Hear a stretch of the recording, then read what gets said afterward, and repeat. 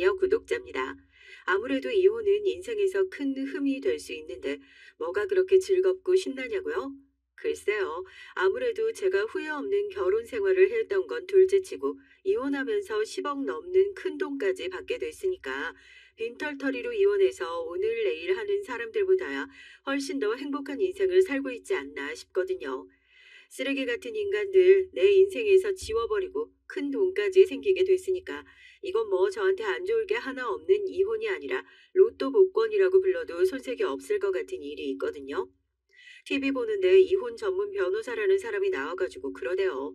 바람 피는 사람들은 엄청나게 많은데 그 사람들의 공통점이 바람 피우는 게 문제라고 생각하지 않는데요. 왜 몇 년 전에 부부의 세계인가? 거기에 바람 피는 웃기는 놈 하나 나오잖아요. 사랑이 죄는 아니잖아 하면서 삼류 싸구려 대사를 읊는 걸 보고 꼭 이혼한 제 전 남편이 떠올라서 얼마나 우스웠는지 모르겠어요. 자기 감정이 세상에서 제일 중요한 사이코패스들. 그리고 그런 사이코패스가 자기밖에 모르는 순해 보일 거라 착각하는 상간녀들. 남의 떡이 더 커 보이는 그 마음이 얼마나 우습고 유치한지도 모르고 덤벼들면서 남의 행복을 카피하려고 아등바등 사는 짝퉁 인생. 부부는 그렇게 끼리끼리 잘 어울리는 사람들한테나 맞는 호칭이라고 생각하고 과감하게 전 그 자리에서 내려오게 됐네요.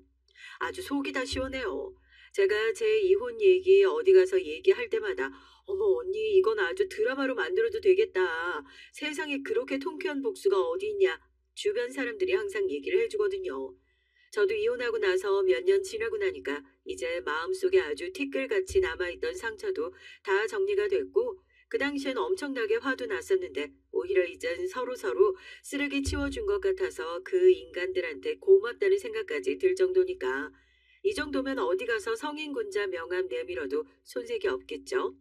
최근에 나갔던 돌싱녀들 모임에 언니는 어떻게 이혼하게 됐냐는 얘기에 제 썰 한번 풀었다가 이거 완전히 대박이라고 히트칠 사연이라고 추천을 받아서 여기에 이렇게 제보까지 하게 됐네요. 사연 듣는 중에 제가 누군지 알겠다 싶은 지인들 있으면 댓글로는 아는 척 말아주시고 그냥 문자로 언니 데뷔 축하한다고 그렇게 살짝 귀뜸만 해주시면 감사하겠습니다.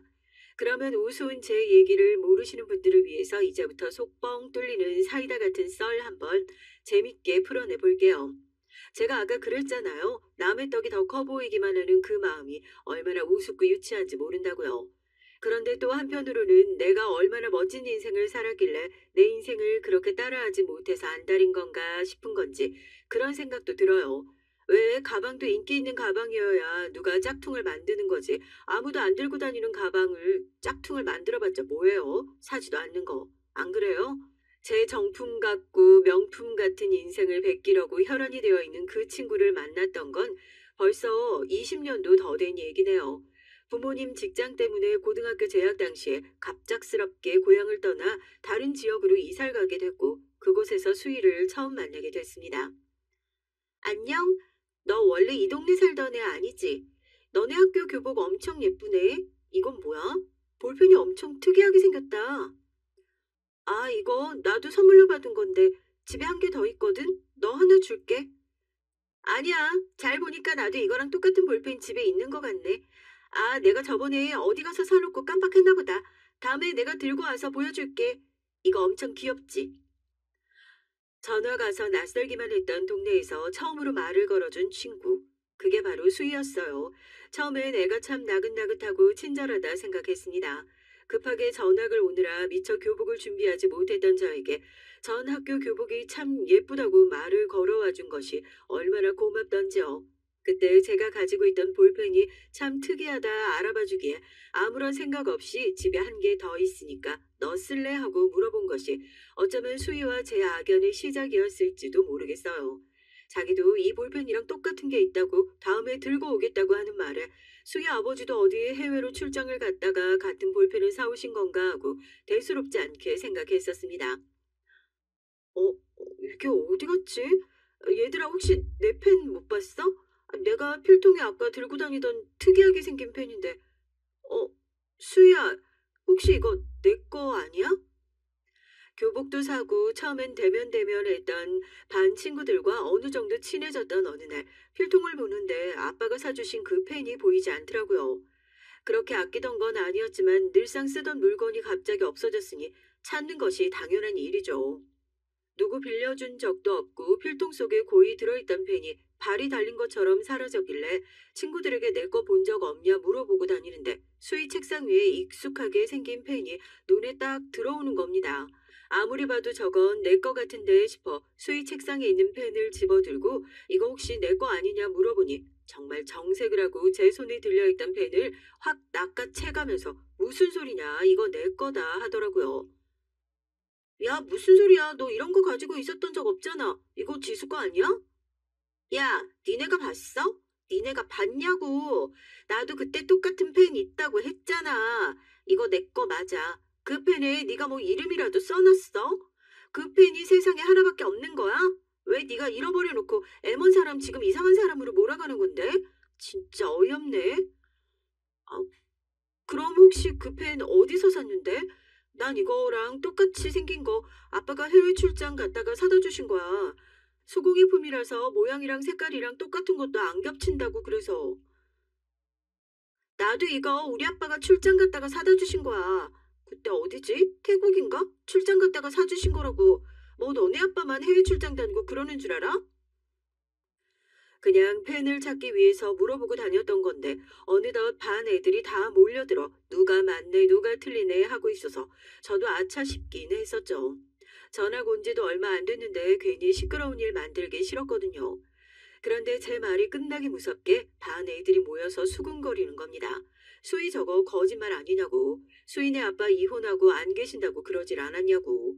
얼굴이 새빨개져가지고 우리 아빠 이혼한 거 아니라고 그냥 해외에 일하러 나가신 거라고 하는 수희를 보고 순간 제 마음이 약해져 버렸죠.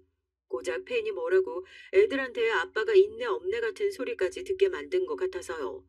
수희가 꼭 붙들고 있는 볼펜은 아무리 봐도 제 것 같았지만 그냥 그게 너무 짠하고 안쓰러워가지고 제가 먼저 있지도 않은 일로 사과를 하고 말았습니다. 그래, 내가 오해한 것 같다. 이제 보니까 내가 가지고 있던 거랑 모양이 조금 다른 것 같다 하고요. 애들한테도 내가 뭔가 착각한 것 같으니까 그런 소리 말아달라고 그랬죠.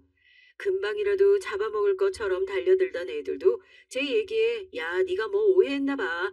수야, 난 그런 뜻으로 얘기했던 거 아니다 하고 하나 둘씩 사과를 하기 시작했고 정말 별 일도 아닌 것처럼 싱겁게 볼펜 도난 사건은 마무리가 되어버리고 말았습니다. 여전히 마음속으로 찜찜한 구석은 남아 있었지만 고작 펜 하나 따위로 친구 마음을 상하게 하는 것보단 낫겠지 싶어서 차라리 마음이 편한 것도 있었죠. 지수야, 진짜 고마워. 난 네가 그렇게 의심했다고 해도 너 안 미워하는 거 알지? 애들이 맨날 우리 엄마랑 아빠 이혼했다고 있지도 않은 소문 만들어서 괴롭히는데 네가 내 편 들어준 것 같아서 얼마나 기분 좋았는지 몰라. 진짜 둘도 없는 친구 만난 것 같고 그래. 그날 은근히 애들 앞에서 자기 편을 들어준 제가 고마웠는지 수희는 다음 날부터 저랑 눈만 마주치면 팔짱을 끼고 친한 척을 하면서 다가왔습니다. 저야 전화 가서 친한 친구가 없는 상황이었으니까 먼저 다가와준 수희랑 당연히 친하게 지냈었고요. 하지만 친하게 지내면 지낼수록 그 마음에 피어났던 작은 찜찜함은 계속해서 커져가기만 했어요. 수희의 살가움은 때때로 도를 넘는 것 같은 모습이기도 했으니까요. 자기한테 소중한 친구는 저밖에 없다. 다른 친구들은 내 마음 하나도 몰라준다. 내가 널 이렇게 소중하게 생각하니까 너도 그만큼 날 소중하게 생각해야 한다. 입버릇처럼 얘기했던 것 같네요. 오히려 전학 오고 나서 수희랑 매일같이 붙어 다니니까 친구들 더 사귈 수 있는데도 못 사귀는 것 같았고요. 학년이 지나고 반이 바뀌었는데도 쉬는 시간이고 점심시간이고 찾아와서 붙어 다니는 수희가 처음엔 고마웠지만 점점 부담스럽게 느껴지기도 했습니다. 근데 네 친구 수희라는 애 있잖아. 난 걔 좀 그렇다. 아니 나 지난번에도 복도 지나가고 있는데 뒷모습 보고 넌 줄 알고 가서 반갑게 인사했더니 걔더라고.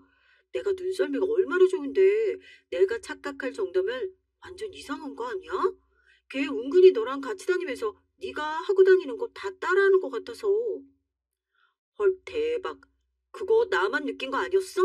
나도 처음엔 니네가 친하게 지내니까 뭐 같이 사고 이런가 보다 했는데 나중에 보니까 수희개가 네 머리 스타일이며 가방이며 쓰는 학용품까지 다 따라하는 것 같은데 너 그런 거 신경 안 써? 나였으면 완전 기분 나쁠 것 같은데.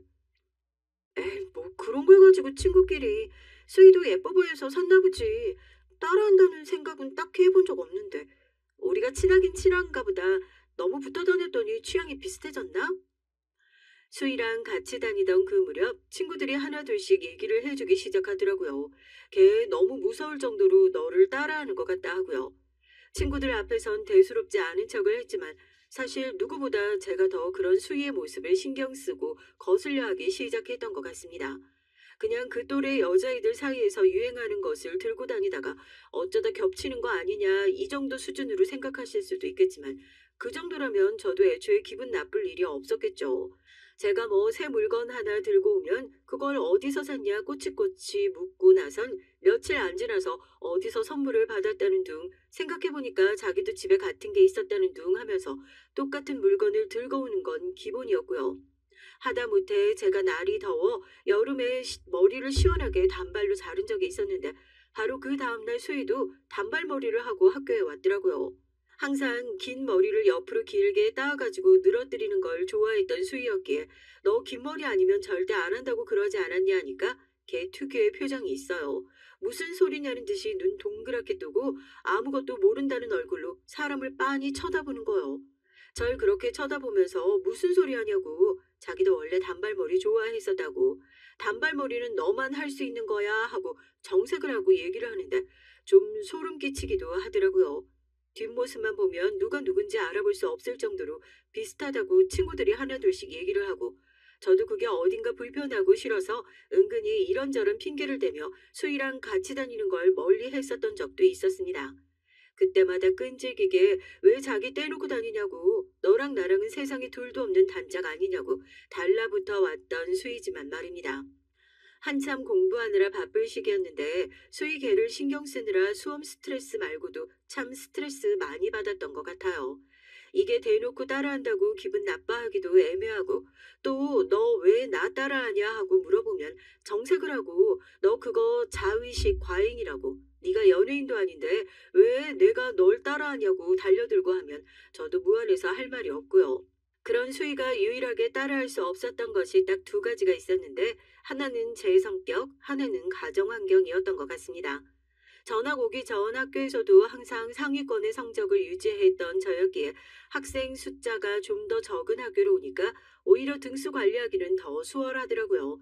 내신 관리하라고 일부러 부모님께서 신경 써서 전학 올 학교를 골라주신 적도 있었지만요. 반면에 수희는 열심히 공부하는 것까진 곧잘 따라하는 것 같은데 그래도 타고난 머리를 베낄 수는 없는 거 아니겠어요? 그렇게 열심히 노력을 하는데도 성적은 늘 중위권에서 제자리 걸음이었죠.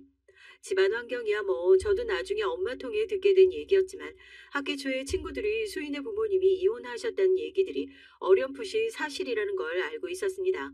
아마 걔도 자존심 때문에 부모님 이혼했다는 사실을 밝히는 대신 아빠가 어디 해외로 출장을 가셨다 하고 우기고 다니는 거였겠지만 좁은 동네에서 얼마나 소문이 빠른데요. 아빠의 외도로 이혼하고 엄마와 둘이서 살게 된 지 한참 됐다고 하더라고요. 저야 부모님이 크고 작은 일로 토닥거리시긴 하더라도 늘상 화목한 가정에서 자라왔으니까 어린 나이에 부모님의 외도를 겪어야 했던 걔의 마음을 이해할 수 없지만 그래도 자기 나름대로 힘든 것들이 참 많았겠구나 싶어서 더 안쓰러워했던 그런 것도 있었던 것 같아요. 지수야, 너 대학 어디로 갈 거야? 요즘엔 굳이 서울로 대학 안 가도 지방에 괜찮은 대학 많다고 하던데 너 K대 쓰려고 한다면서? 선생님한테 들었어. 내가 요즘 입시에 관심이 많아져서 이것저것 알아보는데 K대가 딱 봤을 때 괜찮은 것 같은데 다니는 사람들 얘기 들어보니까 다 별로라고 하더라고. 차라리 이응대는 어때? 너 집에서 학교 다니는 것도 가까워서 좋을 거고. 그리고 나도 5대 심리학과 써보려고 하거든. 뭐 5대? 아니야, 난 그냥 K대 쓸래.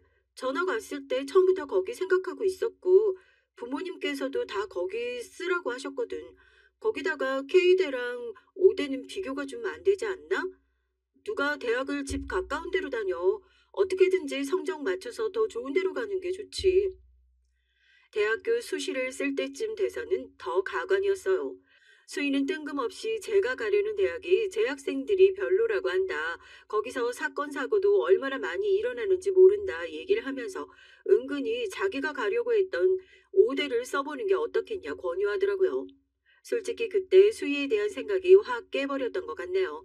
얘가 은근히 나를 따라한다는 건 진작부터 알고 있었지만 성적은 차마 따라갈 수 없으니 이제 자기랑 비슷한 수준으로 나를 끌어내리려고 하는 건가 싶어서 좀 짜증나기도 했고요. 누가 그런 부분을 양보할 수 있겠어요? 난 절대 그럴 생각 없다. 졸졸 쫓아다니면서 귀찮게 하는 수희한테 공부하는데 방해되니까 제발 그만 좀 하라고. 네가 아무리 그래도 난 그 대학 갈 생각 없다고 하니까 하는 말이 기가 막혀요. 자긴 둘도 없는 친구라고 생각했었는데 전 그렇게 생각하지 않는 것 같다고 그게 실망이랍니다. 안 그래도 예민해서 누가 콕 찌르면 뻥 하고 터져버릴 것 같은 시기에 옳다구나 하고 싸웠던 것 같아요. 네가 나 따라하고 다니는 거 내가 모를 줄 알았냐. 이제 성적은 못 따라하게 생겼으니까 어떻게든지 같은 대학교 가려고 나 끌어내려고 하는 거 아니냐. 내가 왜 네 장단에 하나하나 맞춰줘야 하냐. 이제 나한테 제발 말도 걸지 말고 내 근처에 얼씬도 하지 말아라 하고요. 수희는 그런 저에게 너 그거 정신병이라고 왜 자기가 널 따라할 거라고 생각하냐고 끝까지 자긴 그런 적 한 번도 없다면서 바득바득 우겨대는데 저도 참다 참다 한 소리 했죠. 그래 나 정신병자고 네가 나 맨날 따라하는 것 같아서 지겨우니까 이제 제발 내 눈에 안 띄는 데서 좀 살 수 없어? 네가 아무리 그래봤자 난 절대로 너랑 안 비슷하니까 너도 누구 따라하는 짓 좀 그만하고 네 인생 좀 살라고 맨날 이러는 거 쪽팔리지도 않니? 제 말에 충격을 받은 건지 뭐 어떤 건지 몰라도 그날 이후로 수희랑 멀어지겠다는 제 결심은 잘 지켜졌던 것 같습니다.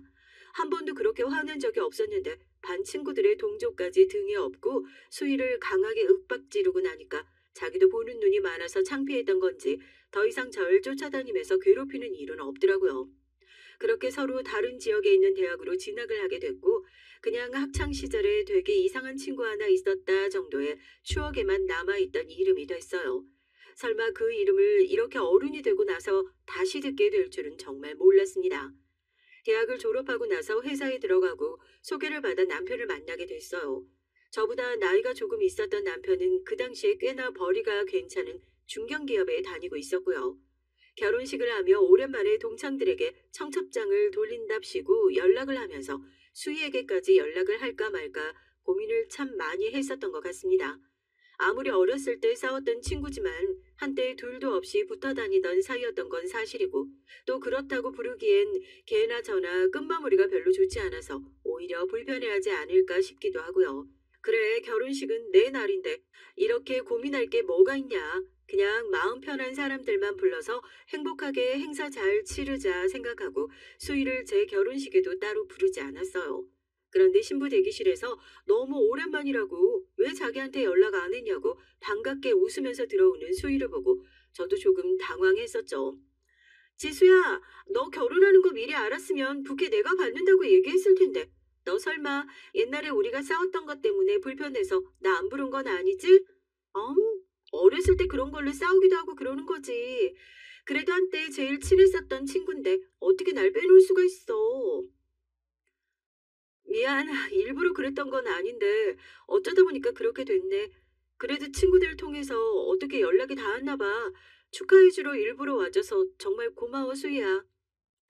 그래도 결혼식 축하해주겠다고 고향에서 달려온 친구한테 싫은 소리를 할 수는 없잖아요. 이렇게 와줘서 정말 고맙다.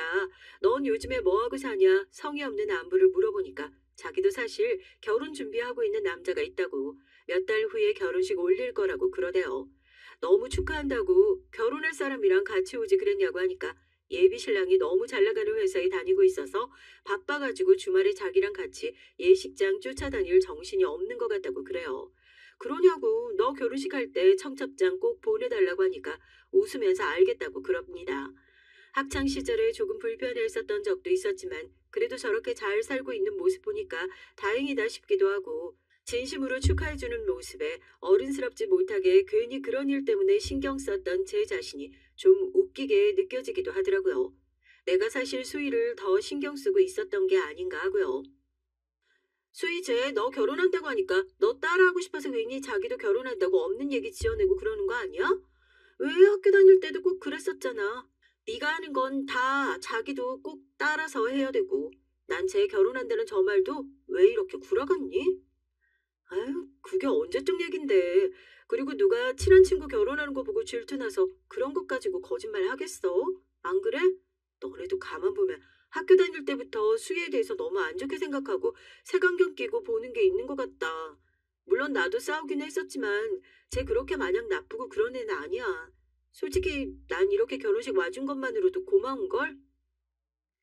어렸을 때부터 수희를 쭉 봐왔었던 친구들은 결혼을 한다고 호들갑을 떨어대는 수희의 모습을 보면서 저것도 거짓말 아니냐 하고 의심스러운 눈치를 보냈지만 설마 그런 것 가지고 거짓말을 하겠냐 저도 미심쩍긴 했어요. 그래도 애들 앞에선 별다른 내색을 하지 않고 수희 편을 들어줬죠.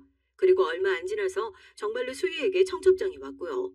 주말 늦은 시간에 예식을 진행하길래 무슨 사정이 있어서 이렇게 애매한 시간에 예식장을 잡았냐 하니까 결혼식을 서두르다 보니 남는 시간이 없었다 하더라고요. 진작부터 준비했었던 결혼이었는데 이럴 수 있나? 정말 애들 말대로 내 결혼식을 보고 결혼을 결심한 건가 싶었는데 식장 가서 신랑 보고 더 깜짝 놀랐잖아요. 뭐 어디 괜찮은 회사에서 돈 잘 벌고 자기밖에 모른다고 얼마나 다정하고 잘해주는지 모르겠다고 자랑을 그렇게 늘어놓더니만 예식장에서 본 신랑은 수희보다 못해도 10살, 아니 좋기 15살 차이는 나 보이는 사람이었으니까요. 머리가 다 벗겨져가지고 처음엔 수희 아버님인가 저희 다들 그렇게 착각을 했을 정도였다니까요. 그리고 나서 저도 결혼 생활 잘하고 저도 사는 게 바쁘다 보니 소희랑 별다른 연락 같은 건 안 하고 지냈었어요. 뭐 예식장에서 봤었던 그때 머리 그 반절은 다 날아갔던 것 같은 그 남자가 알고 보니 엄청나게 부자라서 잘 지낸다. 수희의 형편은 친구들을 통해서 전해 들어 살았던 것 같습니다. 그런데 몇 개월 안 있어서 수희 결혼식에 함께 갔었던 친구들에게 연락이 왔더라고요. 지수야, 수희 걔 결국에 이혼했다는 거 들었어? 헉, 지난번에 결혼식 갔을 때 뭐 둘도 없는 운명의 짝을 만난 것처럼 그렇게 유난을 떨어대더니만 부잣집으로 시집가서 개고생이란 개고생은 다 하고 이혼한 것 같더라니까. 그래도 위자료 빵빵하게 받고 헤어져서 그 돈 가지고 이 남자 저 남자 찔러보고 다닌다는 소문이 있던데 하여튼 걔도 은근 남자 없이 못 사는 스타일이야. 그치? 정말? 얘 아무리 그래도 이혼한 건데 남 힘들게 사는 거 가지고 그렇게 얘기하면 나중에 정말 큰 벌 받아 벌. 그래, 이혼한 줄은 몰랐는데 나중에 안부 묻는 연락이라도 한번 해야겠다. 수희야 워낙 시끄러운 애니까 어딜 가든지 안 좋은 소문을 몰고 다니는 애였거든요. 친구가 얘기한 것처럼 남자 없이는 못 사는 애네. 부자인 남자 만나서 팔자 좀 고쳐보려고 어디 술집에 나간다더라 하는 그런 질 나쁜 소문들이요. 지금도 그래요. 그렇게 친하지도 않았던 친구가 수희의 이혼 소식을 가장 먼저 알고 저한테 전달하는 것만 봐도 사람들 참 안 좋은 일은 이렇게 관심이 많구나 싶어서 괜히 씁쓸하고 얘가 더 짠하고 그렇더라고요. 그래도 내 결혼식까지 찾아와 줬었던 친구인데 큰일 겪고 나서도 별로 좋은 소리는 못 듣고 사는구나 싶어 언제 연락해서 밥이라도 한번 먹자 해야지 생각만 하고 있었는데 놀랍게도 먼저 연락이 왔던 건 수희였어요. 너 얘기 들었다. 고생 많았겠다. 걱정하는데 수희는 별일 아니라는 듯이 이혼 얘기는 꺼내지도 않고 뜬금없이 제가 사는 아파트를 물어보더라고요. 너 분당 산다고 안 그랬었나? 나 이번에 이혼하면서 분당으로 이사 왔거든. 지난번에 만났을 때 너 분당으로 이사 간다고 그랬었던 것 같아서 잘 됐다. 결혼식 때 제대로 인사도 못했는데 집들이다 생각하고 남편 데리고 한번 놀러와. 밖에 나가서 저녁 사 먹을 건 뭐 있어? 내가 우리 집에서 저녁 한번 대접할게. 수희 결혼식에 갔을 때 지나가는 식으로 곧 분당 쪽으로 이사 갈 것 같다 얘기를 했었는데 그걸 어떻게 기억하고 있었던 건지 자기도 분당으로 이사를 왔다면서 우리 이제 진짜 이웃 주민 된 거라고 반가워하더라고요. 결혼식 때 인연이 닿았던 것뿐이지 그렇게 가깝게 지냈었던 친구는 아니라 좀 어색하긴 했었지만 그래도 동네로 이사를 왔다고 하고 집들이도 하겠다고 하고 밥 한번 먹자고 말을 꺼냈던 건 저였으니까 이건 뭐 거절하기도 참 애매한 거예요. 남편은 바빠서 시간이 날지 모르겠다고 하니까 결혼식 때도 제대로 인사 못했으니 꼭 데리고 오라고 아주 신신당부를 하더라고요. 당신이랑 친했던 친구요? 이름을 많이 못 들어본 것 같은데. 고등학교 때 잠깐 친하게 지냈었던 친구인데 이번에 이혼하고 나서 이사 오고 동네에 친구가 많이 없어가지고 외로운가 봐. 이러다 잠깐 말겠지. 그냥 집들이다 생각하고 같이 다녀오자. 당신도 뭐 그날 크게 바쁜 거 없지? 아직도 그날 남편을 그 집들이에 데려간 게 잘한 일인지 잘못한 일인지 참 모르겠단 말이에요. 하여튼 약속한 날짜 전날까지 그래서 둘이 같이 오는 거 맞지? 내가 사람 수 맞춰서 음식 준비했으니까 둘 중에 하나라도 빠지면 안 된다 하고 어찌나 연락을 해야 되는지 간다고 걱정하지 말라고 그러고 집들이에 갔다니까요.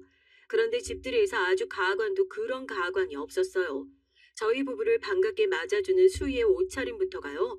어디 무슨 연말 시상식이라도 나가는 건가 싶을 정도로 화려한 드레스를 입고 너무 반갑게 인사를 하는데 솔직히 눈을 어디다 둬야 할지 좀 당황스럽기도 하더라고요. 남편은 제대로 얼굴도 본 적 없을 텐데 무슨 몇 년 동안 봐왔던 사람처럼 너무 반갑게 지수한테 얘기 많이 들었다고 자기가 지수랑 고등학교 때 제일 친했던 친구라고 인사를 하면서 아주 난리 부르스를 떨었죠. 남편은 차를 가져와가지고 술은 너랑 나랑 둘이서만 먹자. 내일 출근도 해야 하고. 어머, 아셔서 어떡해요? 이럴 줄 알았으면 그냥 택시 타고 오시라고 미리 얘기할걸. 그러면 다음에 차 놓고 다시 한번 오세요. 제가 다른 건 몰라도 또 술 한 잔에는 기가 막히게 만들거든요. 어차피 우리 집도 가까운데 너도 밥하기 싫은 날 있으면 그냥 편하게 놀러와. 그렇게 정신없이 집들이를 하고 돌아오는데 아주 정신이 쏙 빠진 것 같았죠. 남편이랑 수희는 은근히 죽이 척척 맞아가지고 남편이 무슨 얘기만 하면 까르르 까르르 웃으면서 뒤로 넘어가는데 여자들이라면 아마 다 공감할걸요. 이게 기분이 나쁘다고 표현하기도 묘한 그 분위기요. 얘가 지금 뭐 하는 거지? 좋다고 웃고 있는데 남편은 또 뭐고 하는 그런 분위기요. 다음 주에 맛있는 술안주 해놓을 테니까 또 놀러 오시라고 술 좀 들어가고 나니까 둘이서 손가락을 걸고 약속을 하고 난리를 치길래 제가 이제 시간도 늦었으니까 일어나 봐야 할 것 같다고 하고 먼저 얼른 자리를 떴죠. 남편은 돌아오는 길에 당신한테 저렇게 밝은 친구도 있었냐고 수희 씨 저렇게 성격이 좋은데 왜 이혼을 했는지 모르겠다고 칭찬 일색이고요. 그 뒤로 수인 정말 꾸준히 저희 부부를 불러냈습니다. 그렇게 기분이 나쁘면 안 가면 그만 아니냐고 하는데 참 불러내는 방법도 가지각색이라서요. 지난번에 집들이 왔을 때 자기랑 약속하지 않았었냐. 뭐 고향에서 어머니가 넣어주라고 뭘 보내주셔가지고 그럼 이것만 받아가라 하고 제가 운전을 못하거든요. 그걸 아니까 짐이 많아서 너 혼자서는 절대 못 들고 가니까 남편 퇴근하고 나면 차 끌고 와서 가지고 가라 불러내는 거예요. 그것만 받고 돌아가야지 하면은 또 여기까지 왔는데 어떻게 그냥 보내냐고 저녁 시간 다 됐으니까 올라가서 밥만 먹고 가라고 하면서 사람을 또 붙드는 거죠. 반주 좋아하는 남편이니까 밥 먹다가 또 술 한잔 할 분위기 잡히면 출근하는 내가 괜찮은데 뭐 어떠냐 하면서 냉큼 자리에 눌러 앉고요. 둘이 어찌나 죽이 척척 맞는지 옆에서 보고 있는 저만 열불이 나는 거예요. 그날은 아주 가관도 그런 가관이 따로 없었어요. 또 말도 안 되는 수희의 억지 땡깡으로 고향집에서 지수 넣어주라고 고구마 보내주셨다고 받아가라고 한 거 가지러 갔다가 눌러 앉아가지고 술까지 마시게 됐는데 아주 작정을 했는지 술을 거하게 마신 수희가 볼까지 빨갛게 달아오를 정도로 취해선 진상을 떨기 시작하더라고요. 지수 넌 결혼 참 잘한 것 같아. 너무 부럽다 얘. 난 진짜 이혼하고 매일 외롭고 힘들어서 죽을 것 같은데. 형부, 아니, 이제 친해졌는데 말 편하게 해도 되죠? 한 동네 사는데 그냥 오빠 동생 하면서 지내도 되잖아요. 우리 남편이 오빠 정도만 됐어도 내가 이혼 안 했지. 아, 나 진짜 나 꼭 닮은 애 낳아가지고 사는 게 평생의 소원이었는데 이렇게 외롭게 살 줄 알았으면 애라도 하나 낳고 이혼할 걸 그랬어. 내 인생 이제 어쩌면 좋아. 얘, 넌 무슨 아무리 친해도 그렇지 오빠라니 그게 무슨 말이야. 수희 씨 취한 거 같은데 여기다 대고 뭐 지금 그런 걸 따지고 있어. 아유 고생하셨겠어요. 자 울지 말고 여기 휴지 받으세요. 여자 혼자서 사는 게 쉬운 일이 아니죠. 아무리 친하다고 해도 친구 남편한테 오빠라고 그러는 사람이 세상 천지에 어딨어요. 저도 거기서 열이 받아서 너 술이 너무 과한 것 같다고 아무리 그래도 사리 분별은 잘 해야 할 거 아니냐고 당신도 빨리 일어나라고 가방 챙겨가지고 그렇게 일어났습니다. 다음날 아침이 되니까 수희한테 바로 연락이 오더라고요. 자기가 아무래도 미친 것 같다고 어제 큰 실수했다고요. 어제 네가 한 행동이 실수인 줄은 알고 있니? 나 애들이 너에 대해서 함부로 얘기할 때도 그냥 그러려니 했었는데 아무리 그래도 그건 아니지. 네가 내 남편 있는 자리에서까지 그렇게 행동하는데 내가 어떻게 마음 편하게 너 만나겠니?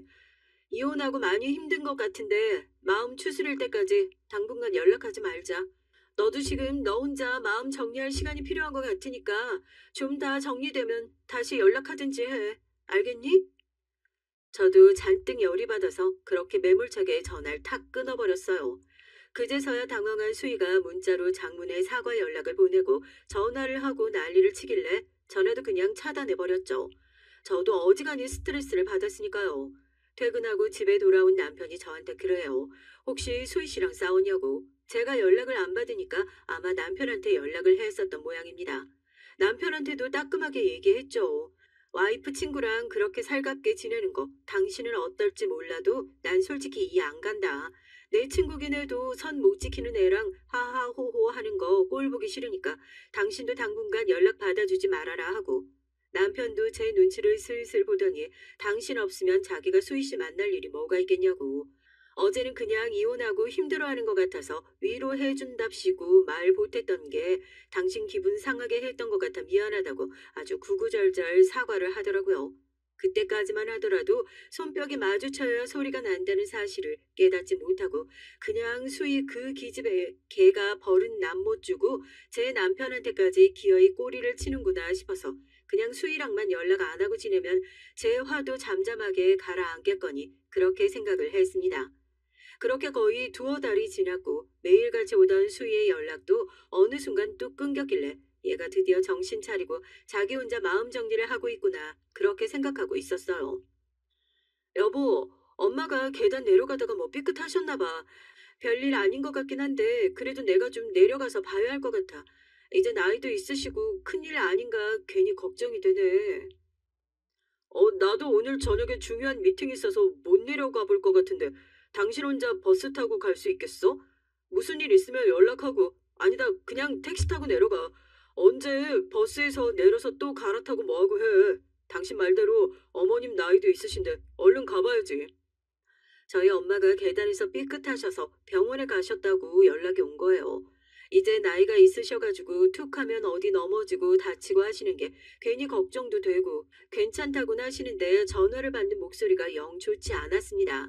걱정이 돼서 제가 얼른 내려가 봐야 할 것 같다고 남편한테 연락을 하니까 자기는 오늘 회사에서 중요한 약속이 있어서 못 내려가 볼 것 같다 하대요. 그렇게 저 혼자 택시를 타고 본가에 가서 보니까 정말 경미하게 살짝 삔 정도? 엄마한테 제발 사람 좀 그만 놀래키라고 타박을 주고 저녁 내내 병원에서 엄마 곁을 지키고 있었죠. 정신이 없어서 남편한테도 잘 도착했단 연락만 하고 별다른 연락을 하지도 못했었네요. 아유, 엄마 별것도 아닌데 얼른 그냥 올라가. 너 여기 이렇게 와가지고 노인네 옆에 지키고 있으면 강서방 밥은 누가 챙겨준다니? 기껏 내려와가지고 하루 자고 가려고 그랬더니만 엄마는 쓸데없이 사위 밥이나 걱정하면서 자기 걱정은 하지 말고 얼른 집 비우지 말고 올라가라고 성화를 또 부리세요. 그러면 엄마 잠든 것만 보고 가겠다고. 그렇게 오랜만에 엄마랑 투닥거리면서 얘기도 하고 엄마 잔소리하는 거 보니까 완전히 나이롱 환자 같다고 그렇게 장난을 치다가 잠든 거 보고 놀란 가슴 쓸어내리면서 첫 차로 집에 올라가게 됐습니다.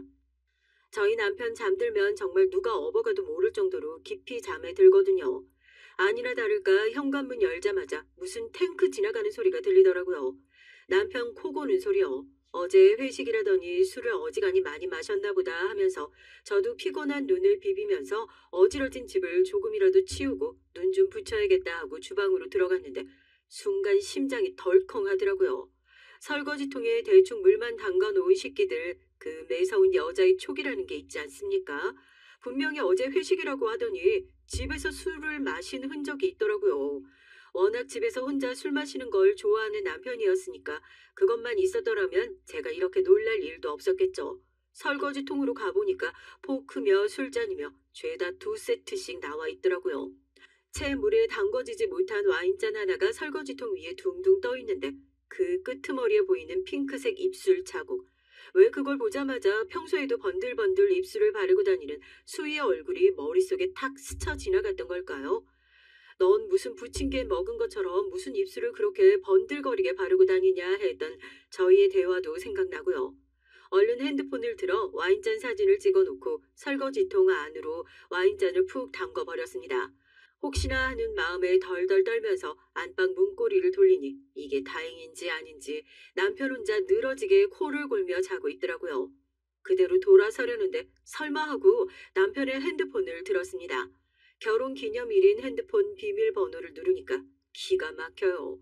왜 이렇게 기분 나쁜 예감은 한 번도 틀린 적이 없는지 낯익은 번호와 주고받았던 문자 내역을 보니까 진짜 헛웃음만 나오더라고요. 오빠 오늘 저녁에 집에 놀러 가도 돼요? 오늘 와이프 친정 내려간단다.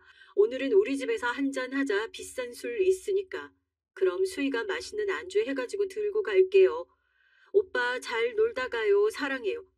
이것들이 아주 나 없는 집에서 지랄이란 지랄은 다 했구나 하고 정신이 나가버리는 것 같더라고요. 당장이라도 남편 깨워서 이게 뭐냐고 뺨이라도 올려붙이고 싶었지만 누가 그러더라고요. 이게 진짜냐고 캐 묻는 순간 범인들은 더 숨기 마련이라고. 열받아서 죽을 것 같아도 아무것도 모른 척하고 복수를 위해서 조용히 증거나 모으라고요. 수희랑 남편이 주고받은 문자를 핸드폰으로 옮겨놓고 그렇게 뜬 눈으로 밤을 지새웠습니다. 여보 언제 들어왔어? 어제 회식하고 들어와서 술이 모자랐나. 내가 또 집을 개판을 쳐놨네. 어제 고생했는데 당신 손 하나 까딱하지 마. 설거지랑 내가 다 알아서 할 테니까. 확실히 찔리는 게 있는지 눈 떠서 제가 집에 들어와 있는 걸 보자마자 되도 않는 변명을 늘어놓으면서 지가 다 알아서 정리할 테니까 손 하나 까딱하지 말라고 구구절절 얘기하는 남편이 얼마나 가짜나 보이던지요. 그래 네가 정말 갈 때까지 가는구나 하고 어디 뻔히 걸릴 구라 마음대로 쳐봐라 하고 그냥 냅뒀어요. 그제서야 묘하게 달라진 남편의 분위기가 눈에 들어오더라고요. 내가 저 인간 알고 지낸 게 몇 년인데 왜 여태 이걸 몰랐을까 싶어 억울하기도 했지만 와이프 친구랑 붙어 먹은 짐승 같은 인간한테 정내미란 정내미는 다 떨어진 마당에 이제 와서 억울하고 말고 할 게 뭐 있냐. 그냥 더 억울한 일 생기지 않게 지금부터라도 남편의 외도 증거를 닥닥 긁어 모아야겠다. 혈안이 되어서 남편이 출근하고 나면 방이며 서재며 어디 사설 탐정처럼 뒤지고 다니기 시작했어요. 불륜해서 끝날 줄 알았더니 제가 집에서 열심히 살림하고 다닐 동안 웃기는 짓은 다 하고 다녔더라고요. 차고 넘치는 증거에 이젠 이혼 통보만 남은 상태. 그동안 그 불려시 같은 기집애 뭐 하고 있었냐고요? 쓰레기 같은 인간 제가 알아서 그 품에 들려주려고 했었건만 멍청한 것들이 지 무덤 지가 팔 계획을 세우고 있었나 봅니다. 한동안 연락 없던 수희에게 갑자기 연락이 왔거든요. 자기 이제 마음 정리 다 됐다고 꼭 해야 할 말이 있어서 얼굴 좀 봤으면 좋겠다고 하길래 되도 않는 사과나 또 하려나 보다 했었는데 만나자마자 꺼내는 말에 저 너무 웃겨가지고 진짜 배꼽 잡고 쓰러질 뻔했잖아요. 불륜하는 사람들 왜 그렇게 하나같이 촌스러운 거예요? 뭐 자기들이 드라마 여주인공이라도 된 거라고 생각하는 건지 저 보자마자 무릎 꿇고 딱 그러더라고요. 남편이랑 헤어져 달래요? 너도 이미 다 알고 있지 않냐면서요. 오빠랑 나랑 진짜 사랑하는 사이야. 네 남편 너보다 내가 훨씬 더 사랑해줄 자신 있다고. 딱이 때리고 싶으면 딱이 때리고 욕하고 싶으면 욕을 하고 침을 뱉고 싶으면 침을 뱉어. 그래도 사람 마음을 어떻게 숨길 수가 있니? 이혼해주라, 응? 오빠도 나한테 그랬어. 자기 이제 행복하게 살고 싶다고. 나랑 있으면 꼭 20대 초반으로 돌아간 것처럼 가슴이 터질 것 같고 설렌다고. 그런 사람 너도 놔주는 게 맞지 않겠니?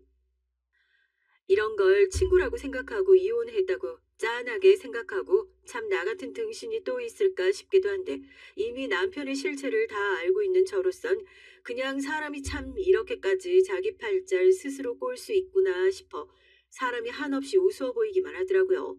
그래도 할 말은 해야죠. 여기서 그냥 눈 뜨고 남편 뺏기면 그거야말로 제대로 된 등신이잖아요. 넌 이제 하다하다 따라할 게 없어가지고 남의 남편까지 따라하고 싶니?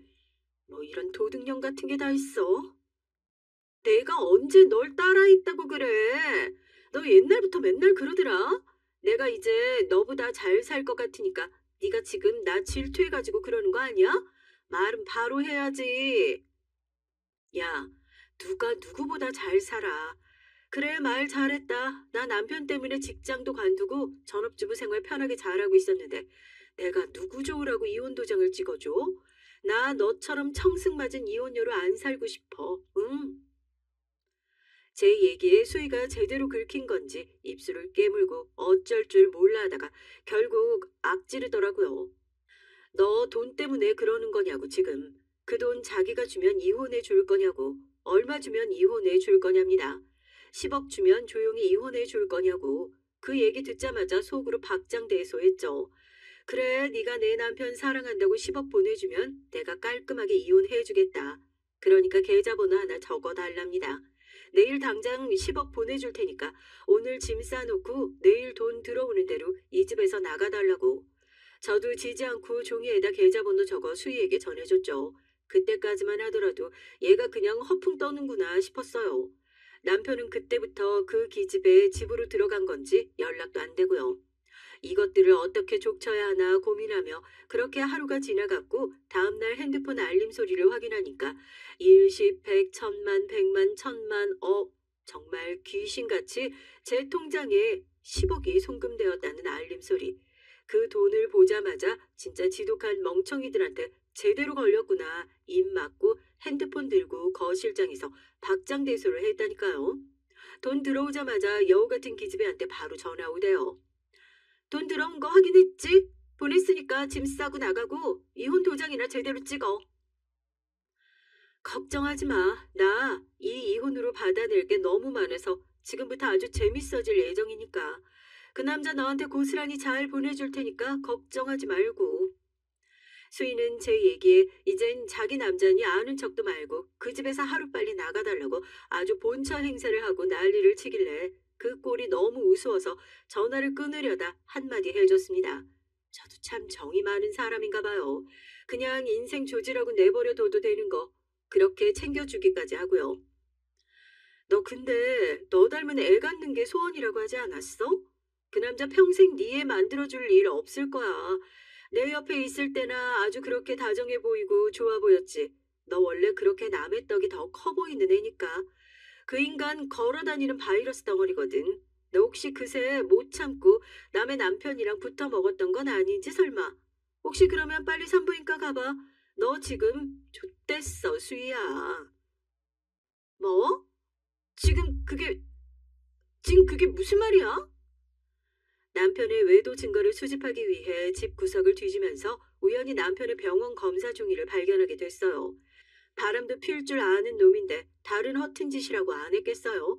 얼마나 난잡하고 추잡하게 살았는지 검사 종이에 빼곡하게 바이러스 양성 반응들이 나와 있더라고요. 덕분에 전 더 확실하게 이혼 결심을 할 수 있었지만요. 짐 싸서 나갈 준비를 하고 있는데 누군가 문을 쾅쾅 두들기길래 보니까 수희였습니다. 병원에 다녀왔는지 얼굴이 아주 창백해져선 눈물 범벅이 되어 있더라고요. 문을 열자마자 저를 붙들고 그럽니다. 너 알고 있었냐고. 다 알고 이혼한 거냐고요. 제가 거기다 대고 뭐라고 하겠어요. 나갈 때 나가더라도 갚아줄 건 갚아줘야겠다 싶어 뺨 한 대 시원하게 갈겨줬습니다. 그럼 내가 쓰레기 끌어안고 평생 살 일 있니? 네가 그 남자 네 거라고 얘기했으니까 평생 아픈 것도 내 죄거니 하고 책임지고 살아. 원래 끼리끼리 만나는 거라고 하잖아. 남녀는 더러운 네 기집애나 더러운 내 전 남편이나 아주 끼리끼리 잘 만났네. 응원할게. 친구가 참 좋긴 좋아요. 상간녀 주제에 위자료로 챙겨준 10억에 상간녀 소송까지 지금 진행 중이고 남편과의 이혼 소송도 진행 중이니 두 인간들 남은 재산까지 아주 탈탈 털어가지고 이제 제가 새 인생 제대로 한번 시작해 보려고요. 두 사람 대차게 싸운 건지 소송 내내 서로 남처럼 쌩까면서 지내는 거 보니까 죽고 못 살던 사이도 별거 없구나 싶어서 아주 낄낄 웃음만 나올 뿐입니다. 지역까지 다 얘기해서 알아보는 사람이 많을 것 같은데 상간녀 소송에선 이미 확실하게 유죄 판결까지 받았으니까 저는 뭐 두려울 게 뭐가 있겠어요. 하여튼 더러운 인간들 제대로 벌 받을 수 있어서 참 다행이란 생각이 들고요. 부디 사연을 들으시는 분들께선 평생 같이 살 인간 제대로 골라서 저처럼 피보는 일 없으셨으면 하는 바람으로 이만 사연 마무리하도록 하겠습니다. 뭐 살면서 이런 고난 또 있더라도 이렇게 지혜롭게 해결할 수 있는 사람인데 뭔들 못하겠냐 싶어요. 그때도 이렇게 또 눈에는 눈, 이에는 이, 제 스타일대로 아주 확실하게 되돌려 주려고요. 여러분은 살면서 악연이라고 생각한 사람이 있었나요? 너무 어린 시절에 만났고 정말 좋아했던 사람이었는데 결국은 악연이라고 인정할 수밖에 없는 사람이 제게는 있습니다. 친한 친구에게도 말할 수 없었던 제 첫사랑이자 지금은 전 남편의 얘기를 좀 해보려고 해요. 처음 그 사람과 만난 건 제가 중학교 2학년 때였죠. 20대 후반의 나이로 우리 학교에 부임한 과학 선생님이었는데요. 그 전에 엄하고 무섭기만 한 선생님들과 달리 이 사람은 정말 재밌었습니다. 수업은 15분에 끝내고 나머지 웃기는 애들로 채워진 수업을 하는 상황이었죠. 수업은 15분 내에 끝나고 나머진 웃기는 얘기들로 채워진 수업을 하는 사람이었어요.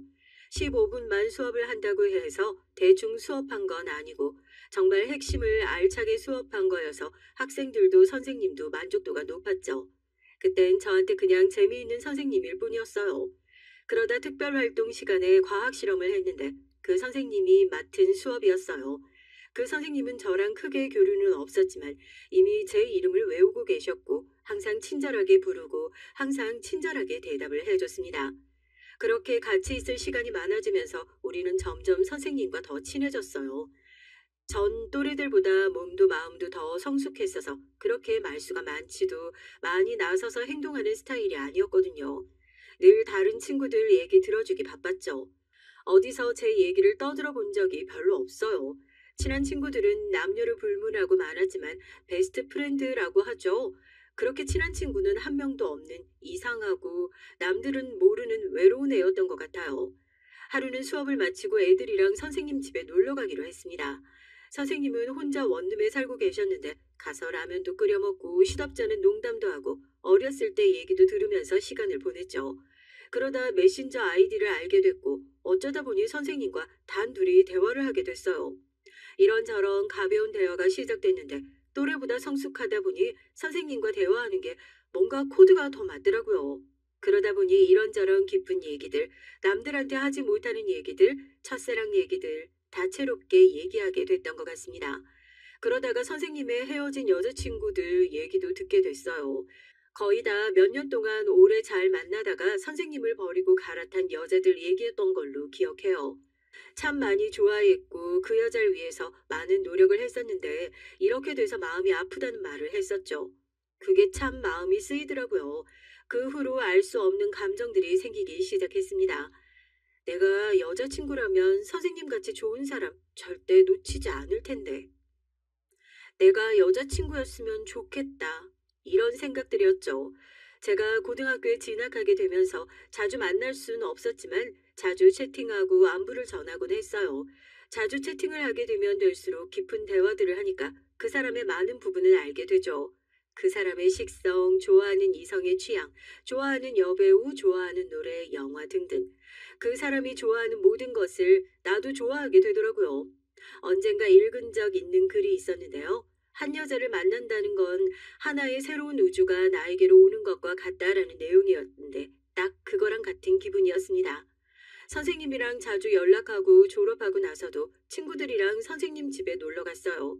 우리 전용 아지트처럼 별게 없어도 거기선 마음껏 웃을 수 있었죠. 선생님은 너희들이야 많이 놀러 왔지 요즘 맡고 있는 애들은 전혀 놀러 오려고 하지 않는다고 하시더라고요. 전 차라리 마음이 놓였습니다. 나처럼 선생님을 좋아하는 애들이 더 생길까봐 너무 걱정이 됐거든요. 나처럼 선생님이랑 채팅하고 깊은 대화를 하는 사람이 없었으면 좋겠다. 나랑만 이렇게 대화하고 나만 선생님의 많은 걸 알았으면 좋겠다고 생각했어요. 고등학교 2학년이 되니까 집에선 공부에 대한 압박이 많아졌습니다. 그 당시에 공부를 좀 했었기에 부모님이 저한테 거는 기대가 컸어요. 동생들은 아직 철이 덜 든 장난꾸러기들이어서 뭘 하든 크게 꾸중하지 않으셨지만 장녀인 제가 조금만 장난을 치거나 놀려고 하면 너는 그러면 안 돼라고 늘 말씀하셨죠. 제가 동생들에게 모범이 되기를 바라셨던 것 같은데 그로 인해 전 항상 외롭고 감정에 솔직하지 못한 사람이 됐습니다. 외롭고 힘들 때 선생님이 알려준 좋은 노래들을 들었어요. 여자친구랑 헤어지고 들었던 노래들, 아름다운 옛날 노래들, 힘든 시간을 그렇게 보내고 그래도 힘든 게 좋아지지 않으면 선생님이랑 전화 통화를 하거나 채팅을 했습니다. 시간이 가면 갈수록 선생님과 함께 다녔던 추억들이 생각나서 그리운 마음이 더 커졌고요. 방학 되면 집에 놀러 오라는 그 말에 방학이 되기만을 기다렸어요. 방학이 되자마자 첫 번째 주말에 새로 산 부드러운 핑크색 옷을 입고 원룸에 놀러 갔죠. 늦잠 잤던 선생님은 잠이 덜 깬 모습이었습니다. 그 모습마저도 친근하고 꾸밈 없는 모습 같았죠. 선생님이 씻고 나올 동안 새로 나온 애니메이션을 보면서 기다렸습니다. 같이 밥도 먹고 노래도 듣고 일상을 공유했죠. 오랫동안 같이 대화하다 보니까 선생님도 저한테 스스럼 없이 개인사를 얘기했고요. 쌤, 집에서 결혼하라고 안 하세요? 그렇지 않아도 성하셔서 선도 한번 봤는데 영 아니더라. 엄마가 너무 답답하셨는지 점집에 가서 점도 보고 오셨어. 내가 동갑 아니면 나이 차이 엄청 나는 여자랑 결혼한다더라.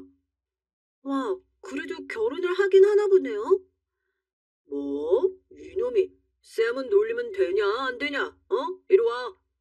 좁은 원룸에서 잡고 뛰고 놀다가 지쳐서 둘 다 방바닥에 드러 누웠어요. 그때까지 선생님이라고만 생각했기 때문에 남자와 같이 누워있다고 생각하지 않았던 것 같아요. 참 순진한 애 같죠. 하지만 전 몸도 마음도 이미 성숙한 여자였습니다. 선생님이 알려주는 모든 걸 좋아서 스펀지처럼 흡수하고 좋아한다는 눈빛을 마구 보내댔으니 게다가 누워서 말똥말똥한 눈으로 바라보고 있었으니 선생님은 순간 뭔가 복잡한 눈빛이었던 것 같아요. 어느샌가 서로 같이 나란히 붙어서 얘기하고 있었는데 순간 선생님 손이 제 가슴에 닿았습니다. 아, 미안, 팔꿈치인 줄 알았어. 네? 근데 참 여자들 옷은 소재가 참 부드럽다. 부드럽네. 잠시 침묵이 흐르고 갑자기 선생님이 절 지그시 바라보다가 제 입술에 입을 맞췄습니다. 순간 전 너무 당황해서 아무 말도 못하다가 TV에서 보면 키스할 때 눈을 감던데 나도 감아야 하나 하다가 그냥 눈을 감았죠. 그러자 선생님은 더 과격하게 키스를 시작했어요. 제 몸 여러 곳을 어루만지고 계속 스킨십을 이어갔죠. 전 처음 겪는 일이라 정신이 하나도 없었어요. 어쩌다가 이렇게 된 건지 어떤 상황인지 정신이 없었습니다. 나만 좋아하는 게 아니었나? 선생님이 나를 좋아하다니, 나랑 이런 관계가 될 수 있다니, 이런 생각들 뿐이었던 것 같아요. 몇 시간째 서로 이리저리 뒹굴다가 넌 안 되겠다. 더 이러면 나 못 멈출 것 같아. 이러곤 저를 꼭 안아줬어요. 가는 길에 절 바래다 주면서 내가 너 좋아하는 거 알지? 조심해서 들어가고 또 연락해. 전 공부에 전혀 집중이 되지 않았죠. 집에 가서 책상에 앉아서도 자려고 자리에 누워서도 온통 그날 있었던 생각들 뿐이었습니다. 일주일 후에 다시 찾아갔을 때 선생님은 저랑 거리를 두려고 했어요. 더 가까이 하면 안 될 것 같다고 해서 그러려고 했는데 도리어 참을 수 없어 하는 건 선생님이었습니다. 같이 있다 보니까 너무 괴로웠는지 제 가슴에 얼굴을 묻고 내가 얼마나 보고 싶었는지 아냐고 하더라고요. 전 말 대신 꼭 안아주고 등을 토닥여 줬습니다. 말 안 해도 뭐가 괴로운지 알 것 같았거든요. 미성년인 제자와 사랑에 빠진다는 건 사회 통념상 있어서는 안 될 일이었으니까요. 그때 선생님도 많이 외로웠던 때였으니까요. 온 마음과 정성을 다해서 몇 년 동안 서로 사랑했어도 떠나버리는 여자들밖에 없었는데 오직 내가 세상의 전부인 양 나만 초롱초롱한 눈으로 바라봐주는 어린 여자가 생긴 거였으니까요. 자기 자신과 계속 싸우던 선생님은 결국 저한테 또 키스를 퍼붓기 시작했습니다. 제 몸을 어루만지고 사랑의 말을 속삭였죠. 전 그런 행위들에 흠뻑 취해서 계속 사랑받고만 싶었어요. 지금 우리가 어떤 상황에 처해 있는지 뭘 하고 있는 건지 정확히 판단이 되질 않았죠. 선생님은 이러다가 큰일 나겠다 싶었는지 고3 수능 칠 때까진 다시 원룸에 오지 말고 전화통화만 하다가 수능 치고 보자고 약속을 했습니다. 꼭 수능 잘 치라고 응원을 해주면서 치고 오면 네가 원하는 선물도 사주겠다고 말이죠. 그렇게 헤어지고 나서도 공부에 집중이 잘 되지 않았어요. 그때 일만 생각하면 하루에도 몇 번씩 정신이 아득해지는 기분이었죠. 그 사람이 피는 담배 냄새가 내 몸에도 밴 것처럼 담배 피는 사람들이 보이면 무의식적으로 그 담배 냄새일까 싶어 지나가다가 냄새를 맡곤 했어요. 꼭 맑은 피부 위에 화상 자국이 난 것처럼 그 자국만 보이는 것 같았고요. 그렇게 다시 만날 날만 기다리면서 공부해 했던 것 같습니다. 수능을 쳤는데 다행히 원하는 대학에 갈 성적이 나온 것 같았어요. 그렇게 공부에 집중도 못했는데 난 정말 운이 좋다고 생각하면서 선생님한테 예쁘게 보이고 싶어서 2주 만에 10kg를 뺐습니다. 우유만 먹고 다른 건 아무것도 안 먹으면서 버텼어요. 예쁜 옷을 골라 입고 원룸에 가선 선생님께 와라가 안겼죠. 서로 많이 보고 싶었던 걸 참고 또 참아서 그랬는지 그야말로 사랑 말고는 나눌 게 없었습니다. 서로에게 미친 것처럼 하루 종일 뒤엉켜 있었어요. 앞으로 가게 될 대학보다 마음은 다 선생님한테 가 있었고요. 학교에서 담임 선생님이랑 학교 때문에 대화하고 돌아서다가 갑자기 어지러워서 넘어졌어요. 멀쩡하던 애가 갑자기 쓰러지니까 걱정이 되는 마음에 병원에 데려가셨는데 임신이라고 하더라고요. 갑자기 너무 겁이 났습니다. 선생님께 비밀로 해달라고 사정했지만 학교는 몰라도 부모님께 알려야겠다고 하셔서 결국 부모님이 아시게 됐고요. 우리 집도 선생님 집도 결국 발칵 뒤집어지고 고성이 오갔습니다. 학교 선생이라면서 애한테 무슨 짓을 한 거냐. 다 큰 애인데 작정하고 원룸 찾아온 거 아니냐. 몸으로 들이댄 것 같은데 우리 아들도 피해자다. 이런 충격적인 말들이 오고 갔죠. 서로가 상처 입히는 말만 하는 통에 전 울기만 했고요. 엄마 아빠한테도 너무 미안하고 제가 한 행동들이 부모님을 상처 입힐 거라는 생각은 못한 거죠. 기왕 이렇게 된 거 좋게 해결합시다. 사람 좋아하는데 이유 있나요? 옛날 같으면 결혼하고 애 낳을 나이 맞잖아요. 식은 조용히 치르는 걸로 합시다. 극적인 타협을 이뤘지만 갑자기 일어난 모든 일들은 저한테 그냥 혼란 그 자체였습니다. 어쨌든 고등학교 졸업과 동시에 결혼을 하게 됐어요. 식은 조용하게 가족들끼리 치러졌고요. 친구들도 초대하고 모두의 축하를 받는 결혼을 하고 싶었는데 이렇게 결혼을 하게 된다는 게 조금 서글프게 느껴졌습니다. 그래도 좋아하는 남편이 있으니까 다 괜찮다고 생각했어요. 근데 그걸 잊고 있었더라고요. 제 친구들이 결국은 다 선생님 제자라는 거죠. 시댁에서 선생님은 제 고등학교도 아닌 중학교 선생님이었기에 사실 알려지면 선생님의 평판에 큰 금이 갈 거라는 거였어요. 결국 전 도둑 결혼을 하고 동창들과도 인연을 끊어야 했습니다. 한 10년쯤 지나고 나면 친구들한테 얘기할 수 있을까 자초지종을 다 설명해야 하는데 그때는 다들 이해해 줄까? 생각이 복잡해지기만 하더라고요. 가끔 누구누구랑 사귄다더라, 누구누구가 결혼했다더라, 누가 다쳤다더라, 이런 소식들을 남편을 통해서 들을 뿐이었죠. 가끔 생각해도 결혼을 그렇게 다른 주변 사람들에게 숨기면서 하는 게 아니었는데 하고요. 도둑 결혼이라고 하잖아요. 길 가다가 동창을 만날까봐 배를 가리고 늘 마스크에 모자를 쓰고 다녔고요. 그래도 어떻게든 대학 문턱은 밟고 싶었는데 조상기가 있다고 집에 가만히 누워있기만 해야 한다고 해서 입학도 하지 못했어요. 임신이 아니라 몸에 병균이라도 들어간 사람처럼 내 몸이 내 몸이 아니었던 것 같아요. 선생님도 걱정하고 옆에 있어줬지만 점점 지쳐가는 게 눈에 다 보일 정도였죠.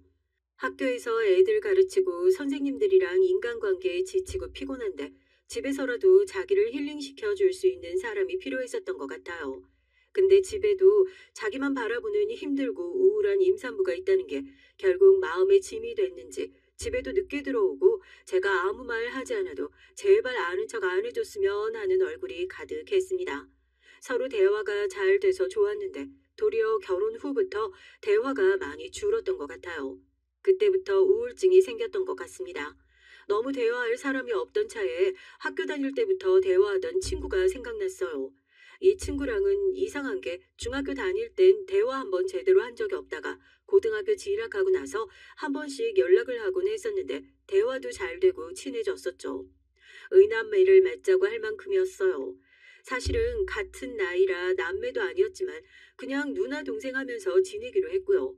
그래도 그 친구랑 시시콜콜한 얘기하면서 동창들 얘기도 전해 들으면서 웃고 놀았던 것 같네요. 아, 이런 게 내 나이대에 맞는 사람과의 대화구나. 별거 아니더라도 그냥 편하고 그냥 웃기고 재밌네 하는 걸 알게 됐죠. 한 번씩 시어머니랑 시누이가 집에 왔었는데 그건 참 고문이 아닐 수 없더라고요. 왜 시월드라고 하는지 알 것 같았죠.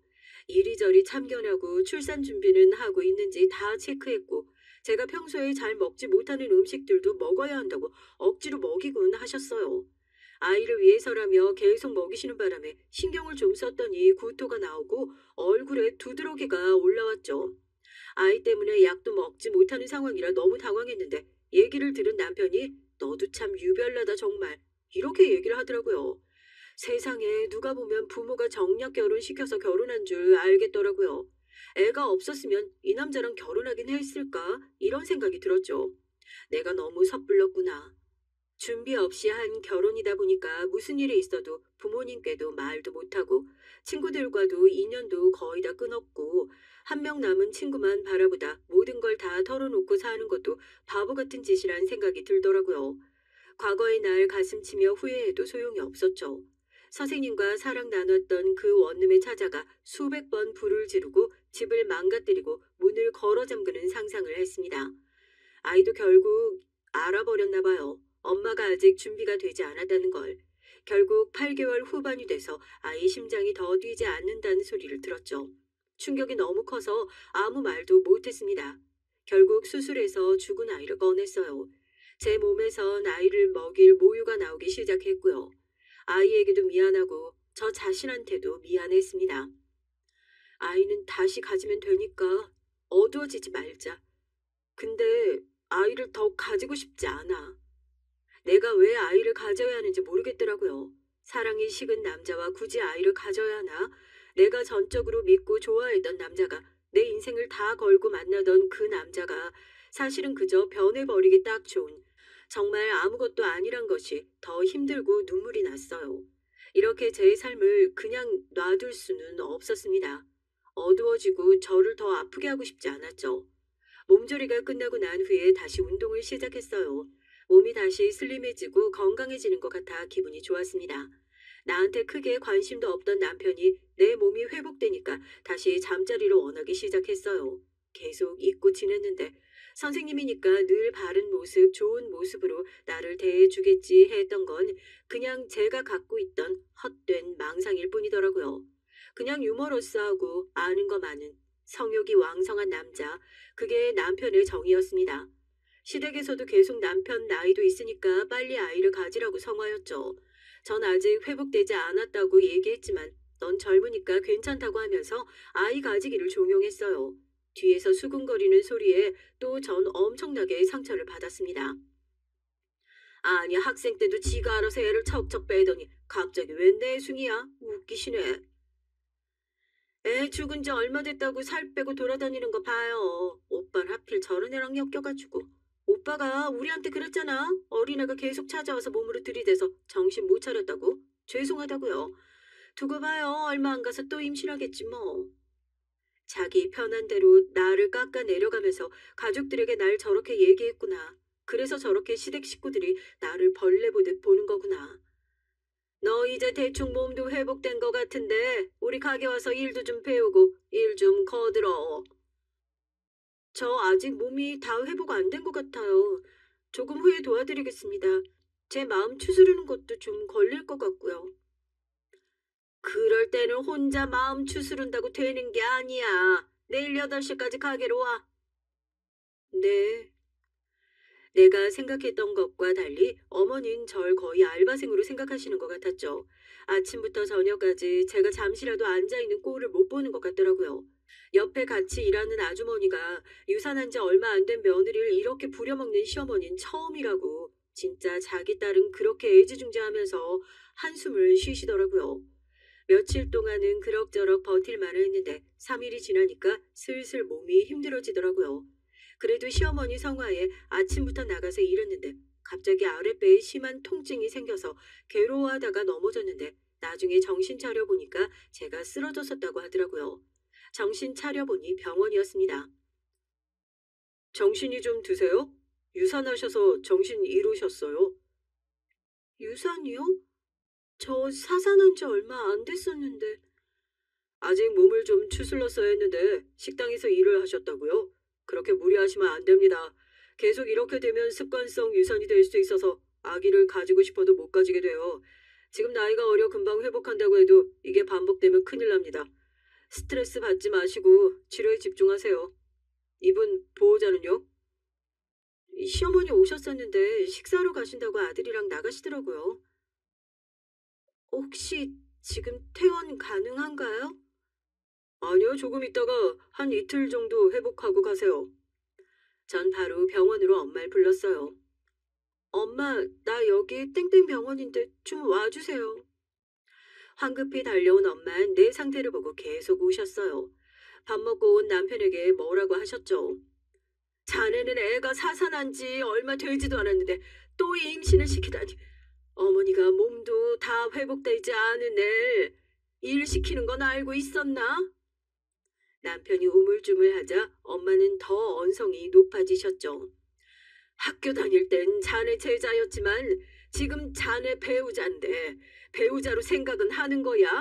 존중해주고 아껴줘야 하는 배우자. 자네 마음대로 함부로 해도 되는 그런 사람 아니라는 거네.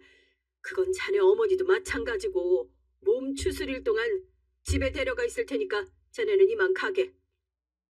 남편은 아무 말도 못하고 집으로 갔어요. 병원에서 몸이 좀 회복되고 나서 몸에 삽입하는 피임 장치를 넣었죠. 더 이상은 제 몸이 망가지게 하고 싶지 않았거든요. 당장 이혼을 할까 생각을 했습니다. 어차피 주변에 제 결혼에 대해 아는 사람도 없고 잘못된 인생을 다시 새롭게 시작하고 싶었죠. 조용히 제 인생 계획을 세우기 시작했습니다. 내가 뭘 할 수 있는지 계속 생각했고요. 글도 써보고 그림 그리기도 시작했고요. 엄마도 지원해 주시겠다고 하셔서 우선 디지털 대학에 다니기로 하고 카페 알바도 시작했어요. 이제야 제가 어디 고여 있는 게 아니라 흘러가고 움직이고 살아있다는 느낌이 들더라고요.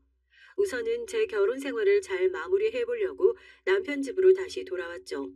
몸을 핑계로 각방을 썼고요.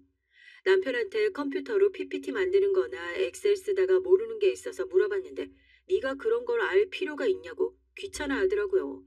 애나 잘 가지고 집안 살림이나 잘 하라고 하는데 어이가 없었습니다. 당장 몸 상태 때문에 애 가질 생각이 없다고 했더니 자기 나이도 있는데 네가 애 안 가지면 이 집에 뭐하러 있을 거냐고 하더라고요. 나이 차이가 12살 나긴 했지만 제가 순간 내가 영감이랑 살고 있나 하는 생각이 들더라고요.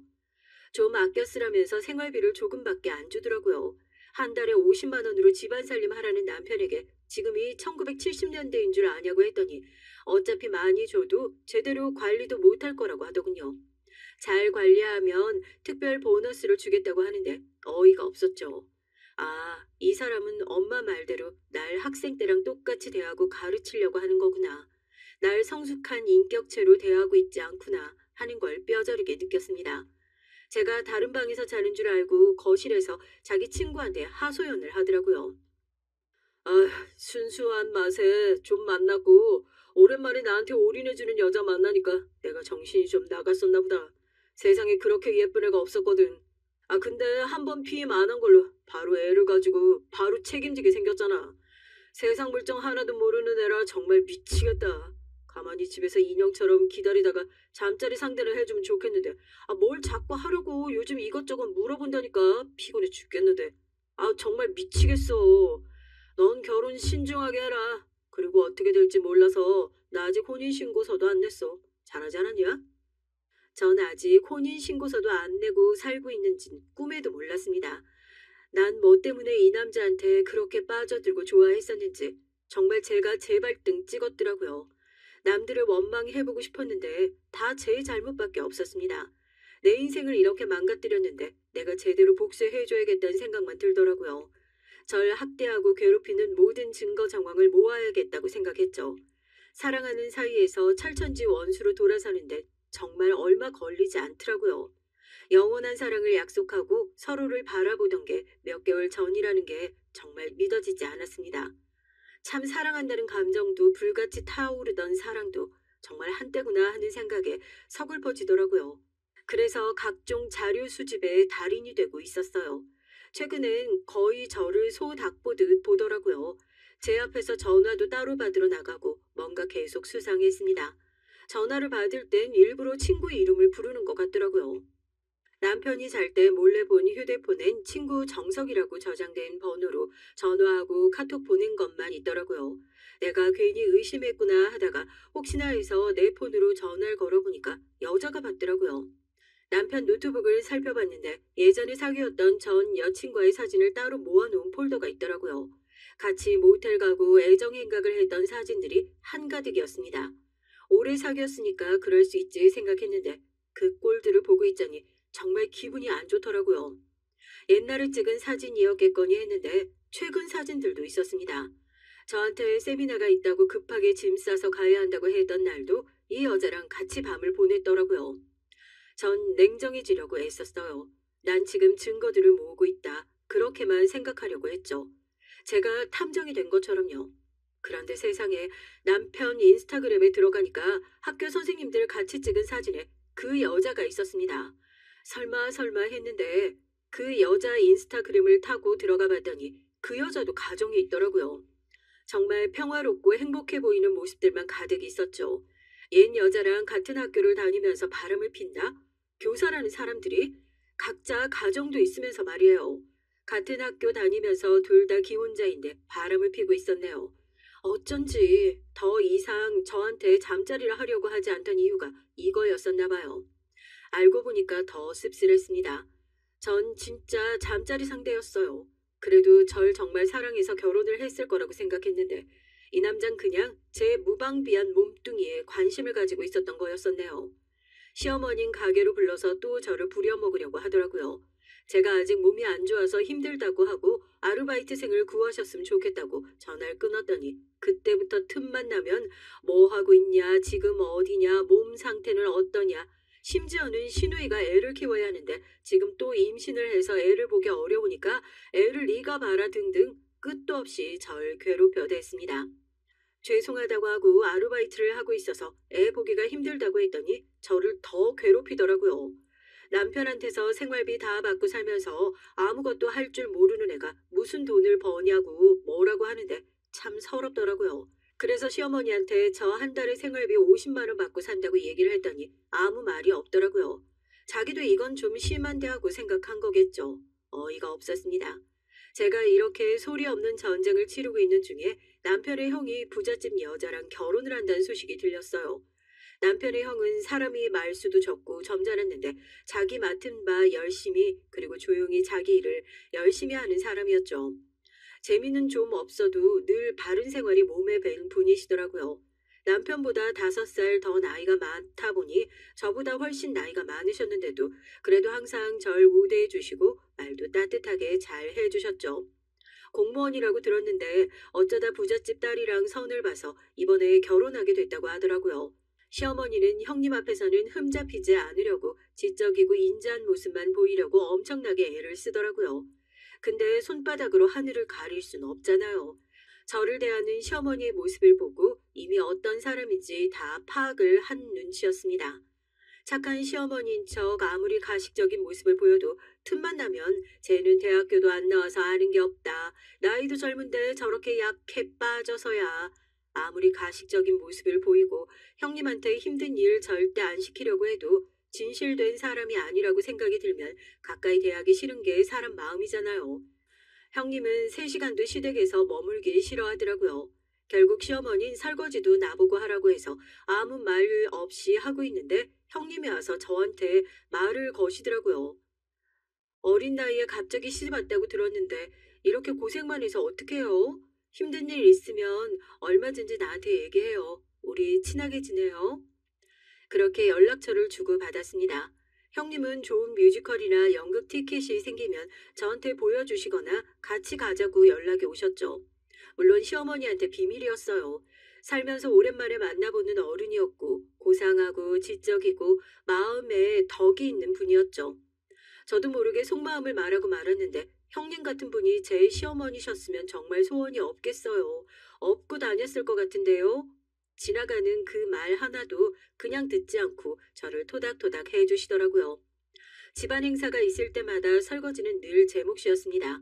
끊임없이 이어지는 설거지에 형님이 도와주러 오시면 시어머니는 억지로 또 형님을 끌고 가셨죠. 아무 말 없이 다 하고 남편을 쳐다봤는데 시댁 식구들 무리에 같이 섞여서 웃고 있으면서 힘든 표정으로 서 있는 저랑 눈이 마주쳤는데 그냥 외면하더라고요. 저런 놈을 믿고 의지하고 살 생각을 하다니. 시어머니는 형님 임신시키기에 돌입하신 것 같더라고요. 형님 체질이나 아무런 정보도 하나 없이 한의원 가서 나이 많은 여자 임신할 수 있는 약을 지어 오셨더라고요. 형님은 한약을 잘 못 먹는다고 해도 막무가내로 먹어보라고 꼭 챙겨 먹으라고 하더라고요. 형님이 저를 보고 동서도 같이 먹으면 좋겠다고 얘기하길래 형님 저는 괜찮아요. 쟤는 사산하고 얼마 안 돼서 또 임신했었는데 유산했단다. 젊어서 그런지 임신은 잘 되니 걱정 안 해도 돼. 쟤는 임신이 특기자 무기내니까 사고 쳐서 임신만 안 했어도 내 아들이 저런 세상 철부지랑 아이고 하여튼 제 임신은 걱정 안 해도 되니까 네가 먹고 손주 좀 안겨다오 큰애야. 너 닮은 손주 보는 게 내 소원이다. 남편은 제가 그런 얘기 듣는 걸 다 듣고 그냥 웃기만 하더라고요. 12살 어린 제자를 그냥 임신부터 시킨 건 선생이란 직업을 가진 대개 아드님이라고 하고 싶었지만 간신히 참았죠. 남편은 이제 정말 내 사람이 아니구나. 내가 무슨 말을 듣고 무슨 일을 겪어도 그저 남 일처럼 보기만 하는구나. 마음이 다 떠났구나. 돌아서서 조용히 설거지만 했습니다. 이제 남편 외도 증거도 다 모았으니까 다 복수해야겠다고 마음을 먹었죠. 남편한테 말하지 않고 조용히 다들 TV 보면서 웃고 떠들 때 조용히 시댁에서 나왔습니다. 근처에 커피 맛집이 있었는데 거기서 비싸도 맛있는 커피를 시켜서 마셨어요. 기분이 좋아져서 맨날 올라오는 글만 읽었는데 용기 내서 글을 써서 올렸습니다. 제목은 절망에서 벗어나 마시는 달콤한 커피 한 잔이란 제목으로요. 오랜만에 마신 커피가 그렇게 달콤할 수가 없더라고요. 다음날 알바 가려는데 시엄마가 쉬느랑 갑자기 집에 쳐들어왔어요. 나이만 어린 줄 알았는데 버르장머리까지 없는 줄 몰랐네. 어디 그런 싸구려 짓거리를 하는 거야? 대체 그게 무슨 말이세요? 중요한 일 아니면 나중에 해주세요. 저 일 가야 돼요. 네 형님 준 보약이 아무리 탐나도 아무 말 없이 약 가지고 도망간 건 좀 심한 거 아니냐? 손버릇까지 안 좋은 건 몰랐는데 너도 참 어이가 없어서 왔다.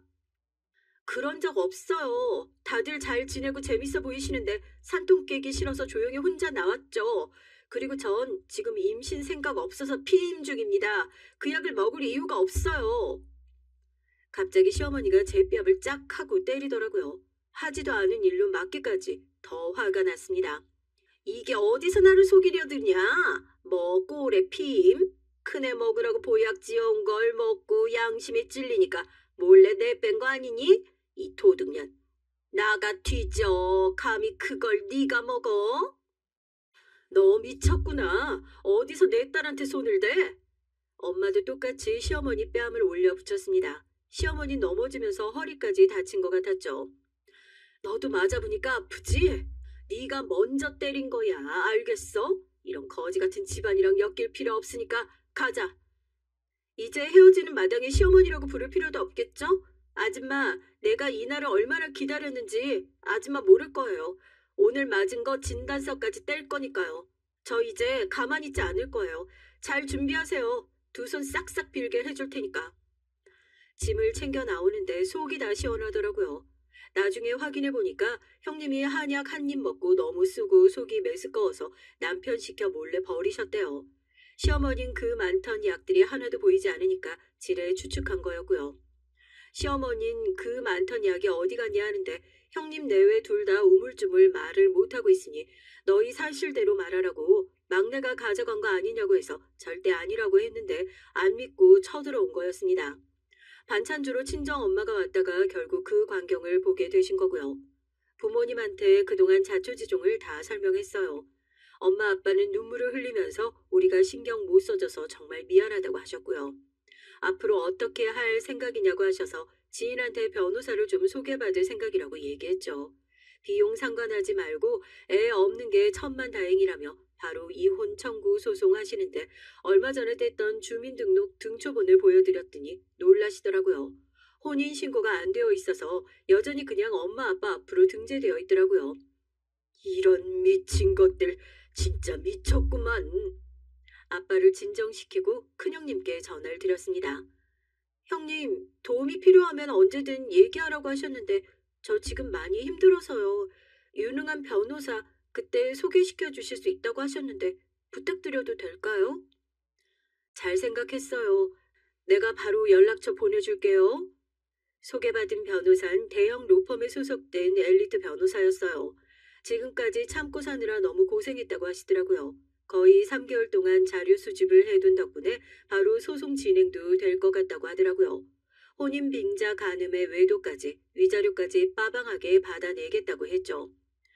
교사라는 직업에 타격 많이 받겠네요. 잘 좀 하시지 정말. 너무하셨네. 아유. 남편은 그냥 자기 엄마한테 상황을 전달받은 것 같더라고요. 엄마가 잘못 아시고 화를 내신 것 같은데 장모님이 엄마를 미신 건 좀 너무 심하지 않아? 자기 딸이 잘못한 것도 없는데 뺨 맞고 있는 걸 본 엄마가 똑같이 뺨 때리신 거고 쓰러진 건 당신 어머니가 쓰러진 거예요. 그냥 화를 냈다고 생각하나 본데 저한테 손찌검하셨고 전 얼굴에 멍이 들었어요. 진단서 뗐으니까 그런 줄 아세요. 진단서라니 무슨 소리야? 법적 절차 밟을 테니까 그렇게 하세요. 절 기만하고 했던 모든 행위에 대해서 대가를 치르게 되실 겁니다. 학생 때 가르쳐준 은혜가 있어서 더 심하게 하지 않을게요. 본인이 했던 모든 행동을 꼭 반성하셨으면 좋겠습니다. 더는 같이 살 마음이 없어서 짐 싸서 나왔어요. 법원 외에 다른 곳에선 보지 않았으면 좋겠습니다. 그럼 변호사에겐 남편이 바람핀 증거와 시어머니가 임신한 절 정당한 대가 없이 자기 사업장에서 일하게 하고 노동의 대가를 지불하지 않고 학대해서 다시 유산하게 된 모든 상황과 진단서를 다 제출했고요. 통화했던 친구의 대화로 알게 된 혼인신고를 의도적으로 하지 않은 정황도 전달했고요. 재판에서 승소해서 위자료로 1억을 받았습니다. 형님께 너무 고마워서 따로 연락을 드렸어요.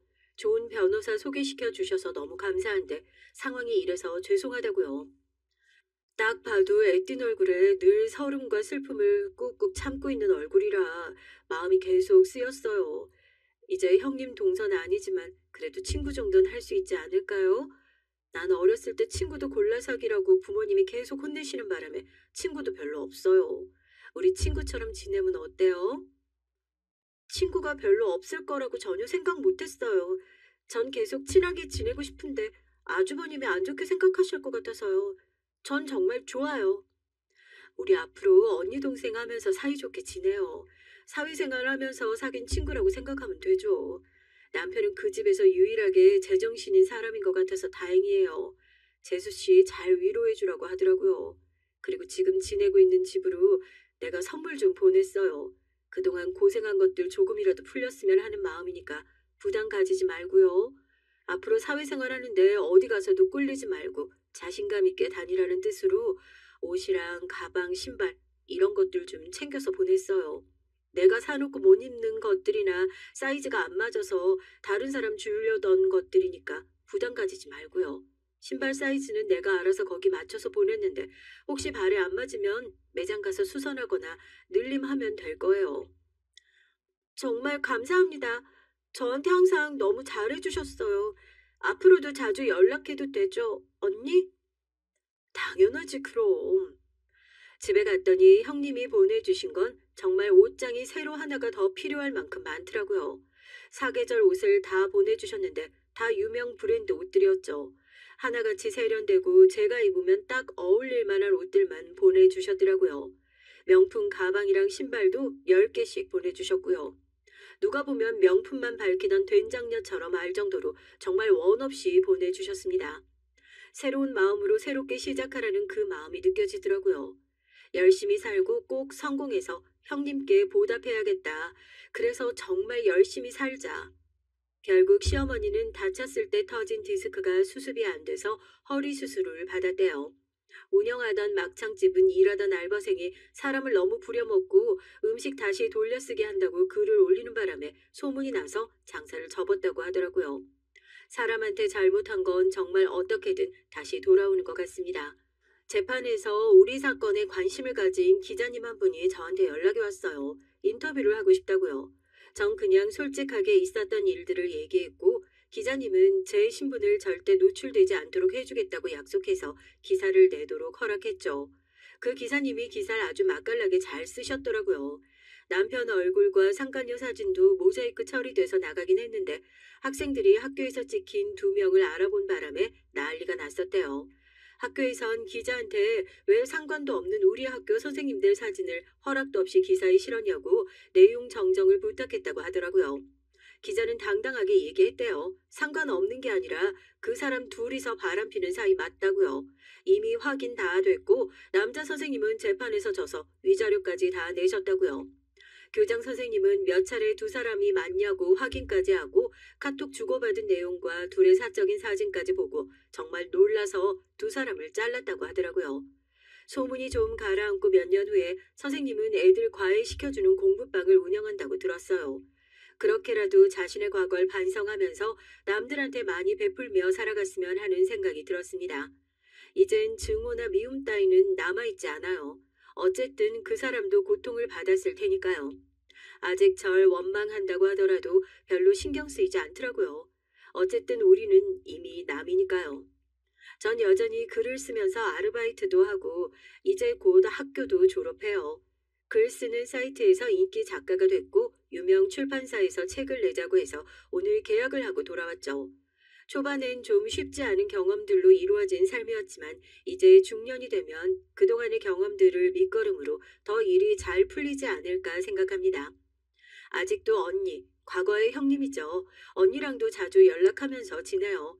여전히 언닌 저한테 가방도 옷도 자주 보내주고 있고요. 이쯤 되면 일부러 잘못 사는 건지 저 주려고 그냥 사는 건지 헷갈리지만 항상 만나면 반갑고 좋은 사람입니다. 그 선생님 덕분에 얻은 건 글 쓸 소재들과 이런 좋은 인연이네요. 요즘 연애도 하고 있어요. 그 이후에 여러 남자 만나고 연애도 했는데 재밌더라고요. 그렇게 깊게 연애는 하지 않았지만 새로운 사람과 만나는데 두려움을 갖지 않으려고 몇 달 만나다 헤어지고 새로운 사람을 또 만나곤 했죠. 아, 이런 게 사람과 사람이 사랑하는 거고 연인과 사랑은 이렇게 하는 거구나. 이런 걸 깨달았습니다. 덕분에 글도 다채롭게 잘 써지고 좋더라고요. 사실 요즘은 지금 계약하고 온 출판사 편집장이랑 만나고 있어요. 내 글을 보고 관심을 가졌다가 실제로 만나고 계속 호감을 드러내더라고요. 섣불리 연애 감정 가지지 않으려고 하는데 이 남자가 참 재밌고 편해요. 같이 있으면 마음이 저절로 스르르 풀리게 되더라고요. 여자 정말 많이 만났겠다 하니까 나도 그러려고 했는데 그러지 못해서 아쉽다고 하더라고요. 제가 먼저 나도 그렇다고 아쉬운 사람끼리 그럼 한번 만나보자고 하니까 너무 좋아하더라고요. 난 한 번 살다가 헤어졌는데 괜찮겠어요?